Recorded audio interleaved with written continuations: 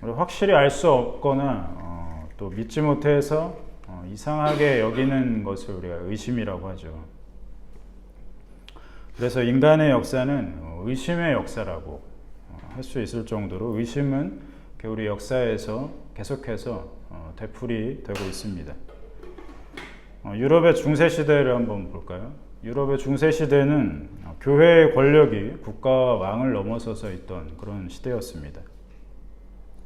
그러니까 사람들이 이제 교회가 무서워서라도 그 권력이 하늘을 찌르니까 결코 하나님을 부인하지 못했던 그런 시대였습니다. 그래서 그 당시 사람들은 하나님이 계시지 않을 거라는 그런 의심조차 하지 않은 채 평생을 그렇게 사는 사람들이 대부분이었어요. 자, 그러던 그런 유럽 세계에 아주 큰 변화의 바람이 불게 됩니다. 그게 바로 계몽주의입니다. 계몽주의라는 것은 구시대적인 생각들을 흔들어 깨워야 한다, 이렇게 주장하는 거죠. 그래서 혁신가들이 그런 계몽주의를 외치면서 운동을 펼쳤습니다. 무려 16세기에서 18세기까지 아주 긴 시대를 거쳐서 펼쳐진 아주 영향력 있는 그런 운동이었어요.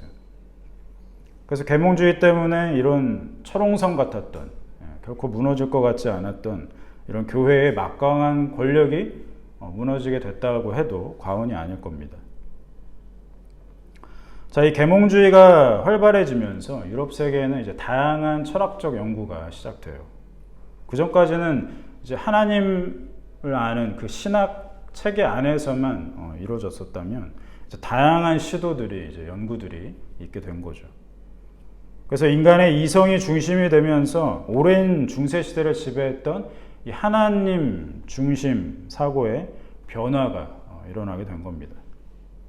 그래서 사람들은 이렇게 생각하는 거죠. 자신들의 인간의 이성으로 신의 존재도 알 수 있고 또 우주의 많은 이 법칙들도 알 수 있다라고 생각하게 된 겁니다. 이제 세상은 이성과 과학으로 대변되는 그런 세상으로 이제 탈바꿈된 거죠. 자, 이렇게 계몽주의가 득세하면서 하나님에 대한 관념이 이제 태동되기 시작해요. 그게 바로 이신론이라는 겁니다. 영어로는 데이즘이라고 해요. 이 이신론의 뼈대는 이런 겁니다. 하나님이 세상을 창조한 것까지는 이제 인정합니다. 하나님이 세상을 창조하셨지. 그러나 그 후로는 우주의 법칙으로 인해서 세상이 운행된다, 이렇게 보는 관점입니다. 그러니까 하나님은 창조까지만 관여하시는 거예요. 이후에 이제 우주가 움직이는 것은 뭐 지구가 자전하고 태양계를 이렇게 돌고 이런 것들, 이런 법칙들은 우주의 법칙에 의해서 세상이 운행된다라고 생각한 겁니다. 그러니까 하나님의 간섭은 창조 때까지만 이라는 거죠. 이후의 운행에는 미치지 않는다, 이렇게 생각하는 거예요. 그리고 그것을 인간의 이성으로 알 수 있고 계속해서 발전시켜 나갈 수 있다, 이렇게 믿는 겁니다. 그러니까 그전까지 굳어졌던 이 하나님 중심 사상, 뭡니까? 하나님의 섭리를 결코 의심하지 않았던 이 어떤 관점에서 이제 의심을 품기 시작했고, 사람들은 그 의심을 이제 해결하려고 부단히 노력을 했던 거죠. 그러면서 이성과 과학은 계속해서 발전합니다. 이성과 과학이 발달하면서 사람들의 의심은 더 많아져요. 하나님을 향해서. 그리고 그것을 해결하기 위해서 다양한 시도를 하고 실제로 뭔가 성과를 많이 거뒀다고 사람들은 믿습니다. 그러면서 조금 우쭐한 기분이 들었을까요? 사람들은 이제 하나님을 향한 정면 도전을 서슴지 않는 거죠. 시대는 이렇게 변했습니다. 사람 더 이상 하나님의 섭리를 믿지 않아요. 그렇게 시작된 변화의 흐름은 지금까지도 미치죠. 오히려 더 고착화돼서 아예 하나님이 창조하신 것조차도 인정하지 않는 그런 분위기가 있죠. 자, 이런 현실에서 오늘 본문, 특히 시편 104편 말씀은 우리가 어떤 생각을 가져야 하는지, 또 어떤 믿음을 가지고 살아야 하는지를 잘 말씀해 주고 있습니다. 104편 전반적으로 살펴보면요, 이런 거죠. 하나님께서 창조하신 자연 만물이 등장합니다. 그리고 하나님께서 그것들을 어떻게 운행하시는지 잘 묘사하고 있어요. 지난주 말씀에서도 이제 중력에 관해서 말씀하셨잖아요. 잠깐 언급하셨는데, 그러니까 하나님께서는 창조만 하시고 내버려 두시는 분이 아니죠. 하나님께서는 자신의 뜻대로 만물을 지으셨고 그것을 자신의 뜻대로 움직이시는 분, 운행하시는 분이십니다. 그러니까 하나님께서 만물을 운행하시는 방법에 바로 과학자들이 발견하는 이런 다양한 우주의 법칙들이 들어있는 거죠. 그러니까 과학자들이 발견하는 다양한 법칙들은 발견되는 것이지 사람들이 새롭게 창조해내는 어떤 발명하는 그런 것들이 아니죠. 자, 하나님께서 땅과 하늘을 붙드시는 그 안에 있는 방법이 뭡니까? 대표적으로 중력인 거죠. 그래서 우리는 중력에 대해서 바른 이해는 이런 겁니다. 중력이 있기 때문에 땅과 하늘이 붙들려 있다라고 생각하는 것이 아니라 하나님께서 땅과 하늘을 붙드시는 것이고 그것들을 움직이게 하는 하나님께서 정하신 법칙 중에 하나가 중력이다. 이렇게 이해해야 되는 것이죠. 이렇게 이해해야만 하나님의 섭리에 대한 우리의 바른 신앙 고백이 형성이 되는 겁니다. 사람들은 설명하죠. 단순히 어떤 법칙이 있어서 이런 현상들이 나타난다라고 믿잖아요. 그 안에 하나님은 없죠. 그래서 이 두 가지 관점은 아주 상반된 관점이라는 거죠. 특히나 과거에 계몽주의 시대 때 이신론을 주장했던 사람들은 하나님이 창조하셨다는 건 인정하잖아요. 그러나 지금은 어떻습니까? 더 나아가서 아예 창조하신 것조차도 믿지 않죠. 우리 오늘 본문 27절에서 30절까지 한번 읽어보겠습니다. 우리 한 목소리로 시편 104편 27절에서 30절까지 시작. 이것들은 다 주께서 주께서 주신즉 그들이 받으며 주께서 손을 펴신즉 그들이 좋은 것으로 만족하리라. 주께서 낯을 숨기신즉 그들이 떨고 주께서 그들의 호흡을 부르신즉 그들을 죽어 먼지로 돌아가리라. 주의 영을 보내어 그들을 창조하사 지면을 새롭게 하시나이다. 마지막 30절처럼 하나님께서는 삼위일체로서 세상을 지으셨습니다. 또 운행하세요. 그러니까 하나님께서 운행하시지 않으면 결코 지면은 새로워질 수가 없습니다. 비라는 것을 보죠. 한번. 사람들은 비가 내리는 것을 과학적 현상이라고 이해합니다. 그러니까 대기가 순환하죠. 그 땅에 수분이 올라갑니다. 올라가서 공중에 모여서 응결되죠. 그리고 무게가 일정 차면 그게 내리는 것이 비라고 생각하잖아요. 그러니까 과학 법칙이라고 믿는 거죠. 그러니까 이런 단순한 법칙, 또 자연스러운 법칙 안에도 하나님의 주권이 숨어져 있다는 것을 사람들은 인정하지 못해요. 알지 못합니다. 우리 말씀을 한 군데 찾아보겠습니다. 열왕기상 17장 1절이에요. 열왕기상 17장 1절.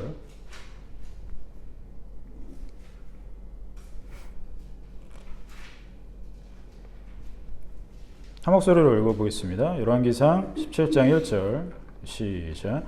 길르앗에 우거하는 자 중에 디셉 사람 엘리야가 아합에게 말하되 내가 섬기는 이스라엘의 하나님 여호와께서 살아계심을 두고 맹세하노니 내 말이 없으면 수년 동안 비도 이슬도 있지 아니하리라 하니라. 아멘.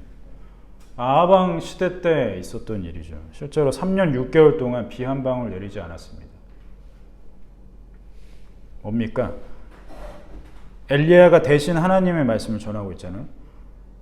하나님의 말씀이 없으면 수년 동안 이슬조차도 내릴 수 없다. 이렇게 말씀하고 있어요. 하나님께서 구름을 명해서 비를 내리지 않으면 구름은 뭐예요? 자기의 그 역할, 그 일을 할 수 없다라는 거예요. 아무리 먹구름이 막 가득 차도 하나님이 말씀하시지 않으면 그것이 비로 내릴 수 없다라는 겁니다. 만약에 사람들이 믿는 것처럼 대기가 순환해서 자연스럽게 그런 구조로 비가 내리는 거라면 당연히 내렸어야죠. 3년 6개월 안에. 근데 안 내린다는 겁니다. 하나님이 명하시지 않으면. 그러니까 매우 단순한 것이고 자연스럽게 여길 수 있는 이런 법칙들 안에 하나님의 손에 달렸다는 것, 이런 것들을 명확히 보여주는 그런 말씀인 거죠. 우리가 하나님의 섭리를 생각했을 때 받아들이기 어려운 부분이 있어요. 우리가 확실히 알 수 없고 또 온전히 이해하기 힘든 부분들이 있습니다. 뭡니까? 하나님께서 인생의 때때로 환난을 주신다는 겁니다.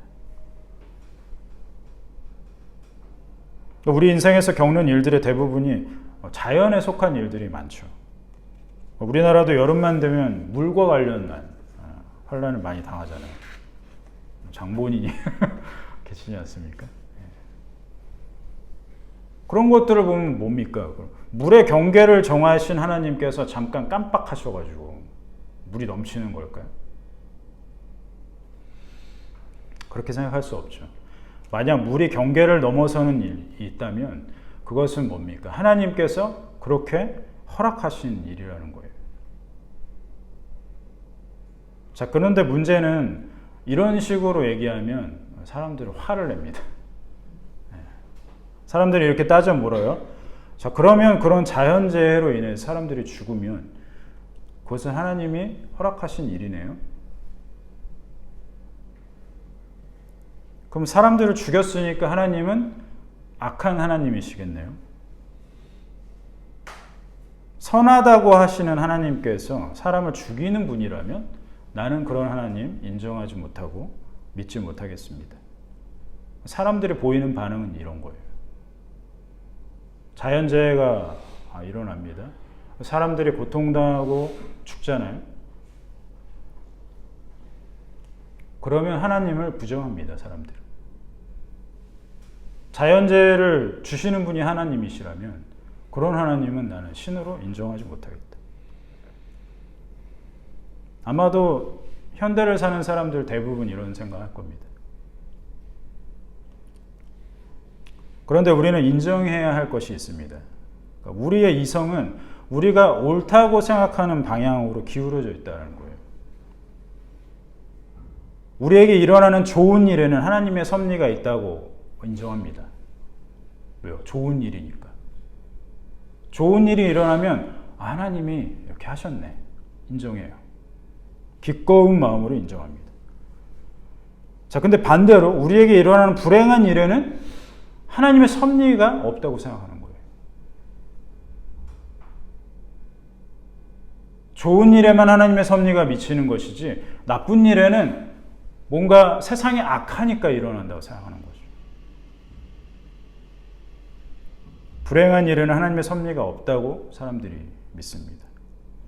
이렇게 생각하는 건 공평하지 못하죠. 어떤 것은 하나님의 섭리가 있다고 생각하고 어떤 것은 하나님의 섭리가 없다고 생각하는 건 공평하지 못하죠. 균형을 잃은 태도입니다.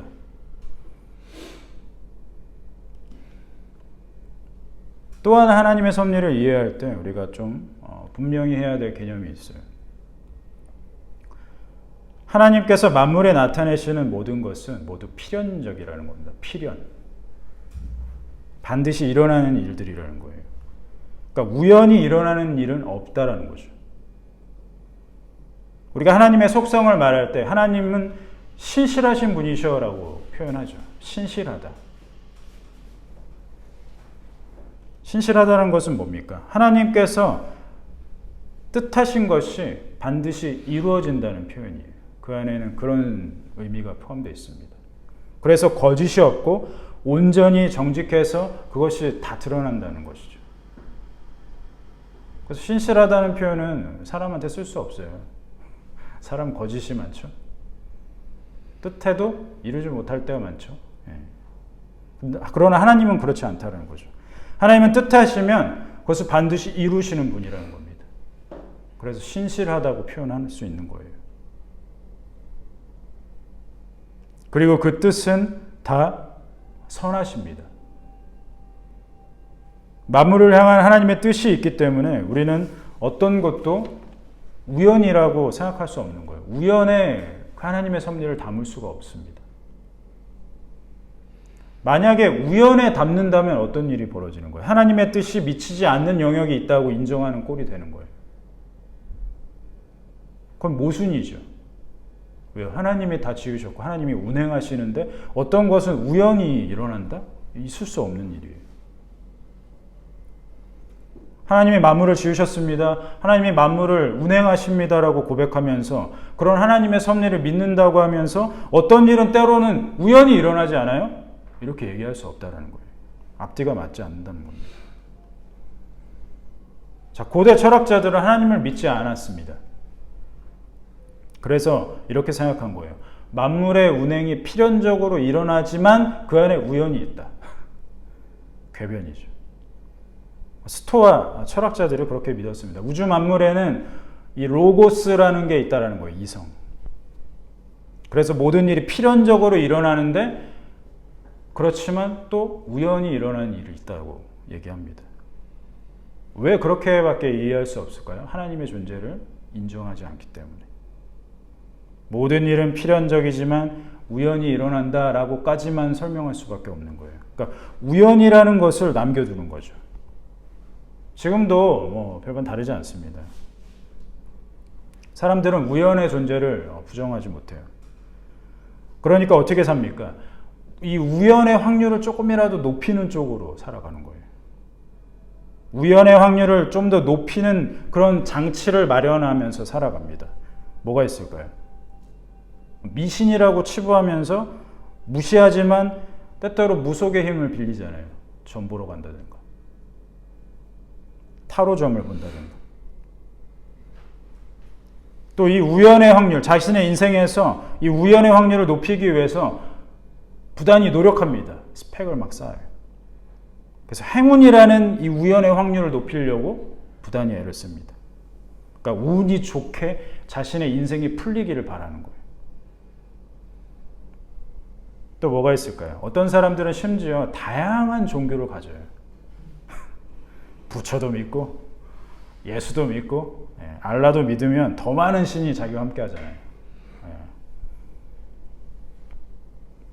그러니까 어떻게 합니까? 우연의 확률이 높아지겠죠. 그렇게 믿는 사람들은. 왜? 이 신도 믿고 저 신도 믿고 어려울 때마다 다양한 신들을 찾으니까. 합리적으로 보입니까? 고대 그리스 사람들 또 로마 사람들도 그렇게 살았어요. 다신, 다양한 신을 자기가 선택해서 섬기면서 자신의 인생에 이런 행운이 깃들기를 원했던 거죠. 특히 로마 시대의 어떤 그런 역사 드라마 같은 걸 보면은 아침에 이제 일을 하러 나갈 때 뭐 이렇게 동전을 신 앞에서 던져요.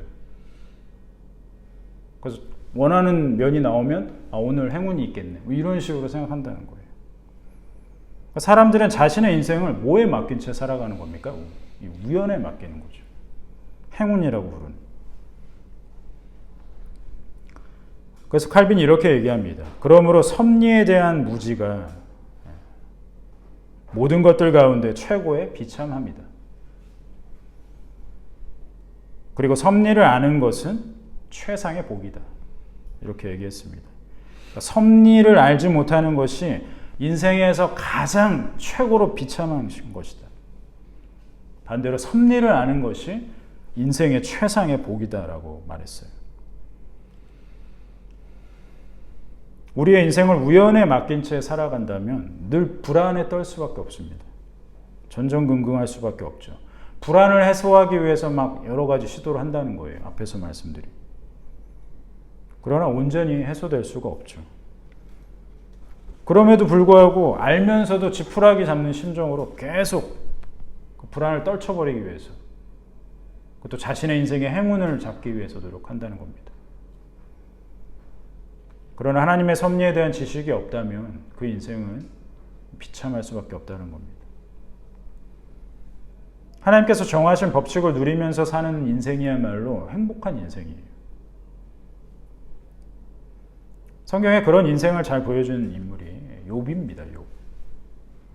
욥기는 하나님의 섭리가 어떤 것인지 잘 보여주는 성경이에요. 욥기 1장은 욥기 전체를 아우르는 그런 장입니다. 욥이 그래서 고백하죠. 주신 분도 하나님이시고 가져가시는 분도 하나님이시니 자기는 그런 하나님을 찬양하고 예배하겠다고 고백합니다. 오늘 본문 말씀과도 상통하는 고백이죠. 오늘 본문의 마지막 부분에 이런 고백이 있지 않습니까? 우리 33절 함께 읽어볼게요. 33절 시작. 내가 평생토록 여호와께 노래하며 내가 살아있는 동안 내 하나님을 찬양하리로다. 아멘. 하나님의 창조가 이렇고 하나님의 섭리가 이런데 나는 그 하나님을 찬양하겠습니다. 이렇게 마무리하고 있어요. 인생을 우연에 맡기지 않고 하나님의 섭리에 맡기는 사람은 하나님을 찬양하고 하나님을 예배하게 됩니다. 하나님의 섭리를 아는 사람은 그 인생의 평생이 하나님께 달려있다고 고백할 수 있어요. 그리고 인생의 작은 순간도 하나님께 속해 있다고 고백합니다. 내 인생을 돌아보니까 하나님께서 인도하지 않은 순간이 한순간도 없습니다. 라고 자신 있게 고백하는 거죠. 지구가 자전하는 속도가 시속 1670km라고 합니다. 상상이 되십니까? 지금 지구상에서 제일 빠른 비행기는 몇 킬로인지 모르겠어요. 제가 찾아본 건 기차인데 300 몇 킬로죠. KTX. 그 자동차는 한 150 밟으면 정상적인 일반적인 차. 근데 자전하는 속도가 시속 1670km면 어마어마한 속도로 지금 회전을 하고 있는 거잖아요. 그러나 우리는 느낄 수 없습니다. 이렇게 고백할 수 있는 거죠. 우리의 일상은 엄청난 하나님의 뒤흔듦 속에서 일어나고 있다는 거예요.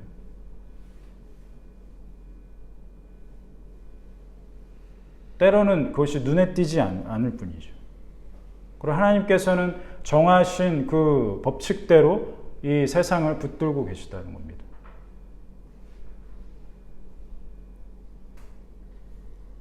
우리에게 필요한 것은 요란한 반응이 아니에요. 인생은 우연이 아니고 하나님의 섭리에 달려 있습니다. 이런 잠잠한 신앙 고백이 우리 일상에서 있다면 우리는 행복한 사람들일 것입니다. 아멘.